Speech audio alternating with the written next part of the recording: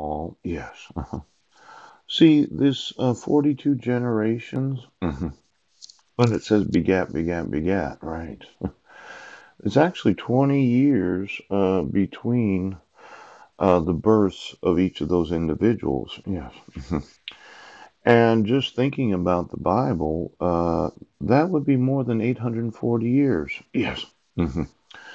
Now, my concern is where did they get this information about the 14 generations, 14 generations, 14 generations? Because it's not how long you lived after giving birth. No, it was how long was it between when you were born and you gave birth to the next generation. Yes. Now, for the most part, approximately 20 years. Yes. Hmm. Now, there's really three parts of my person that I have to be concerned with today. There's my actual genetics that I was born with. Yes. That would be Raymond Arthur Arp. Yes. Eunice. Pearl Kuhlman. Yes. And then there's my grandfather, Edward Budnick. That whole thought that his father, yes, could have been a giant. Yes. And then there is my grandmother, Clara Rose Holtz. Yes.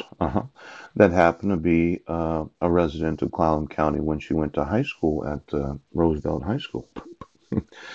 Now, I have to work with my genetics because I was born this way. There's not a lot I can do about it. I had two biological parents, yes, and each of them came from two additional individuals, right? And then those individuals came from other persons, and approximately 20 years between these different persons, yes. I'm the result of the genetics of how many generations of persons, yes. Now, today I'm working with my individual genetics. But then there's another part of my person that happens to be everything that I've learned since I was born. Yes. Now, I did work in construction. Yes. I went to Northwest College. Yeah. I got a degree in organizational management. Yeah. And I went to four other schools. I went to Hawaii Pacific University. Yes. I went to Spokane Falls Community College and Spokane Community College, and I went to Green River Community College. Yeah. It took me a long time to actually get through college. For some reason, I just couldn't focus as an adult person until I was about 25 years old. My maturing mind from 18 to 25, I moved, I moved approximately 55 times in 5 years. Yes. Five different countries and 16 different cities. Yes. And every time I moved, I had one or two jobs that most of the time I only kept them for a month to 2 months every time I was employed. Now, after the age of 25, yeah, I I went to school at Northwest University for 5 years. I got my AA and my bachelor's of organizational management. It could have been science. It could have been bachelor's of arts. Yes. And then I went to Seattle Bible College for a semester and I did 33 credits. Yes. At one time. Now, you know what's interesting? Yes. When you can take night classes at one school, yes, and you can take day classes at another school, yes, you can expedite the graduation process if you can get passing grades. I was always just a 3.0 student. I never tried to be straight A. Yes, a lot of people said I didn't work to my potential. Now, it does take a certain amount of intellectual ability to take twice as many college credits because you're going to two colleges at one time. Yeah, yeah. But I do remember my last semester of Northwest University, I was concerned about the Y2K. Yeah. I'd actually worked at Aid Association for Lutherans before I moved to Clallam County. Yeah. And I lived on Capitol Hill in Seattle, Washington. I went to approximately 15 Lutheran churches in the Seattle area, Ballard, Capitol Hill. And I did talk to a lot of Lutheran pastors. I went to a lot of potlucks and I was selling insurance for Aid Association for Lutherans. Yes. But then there was that Y2K, and I thought, well, if this is real, I better move over here to Clallam County.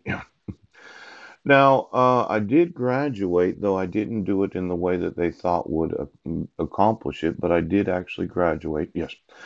I was the first cohort of the LEAP program at Northwest University. And then I remember going around looking for jobs in Sequim, Port Angeles, and I almost went to work for Homer Smith. Yes.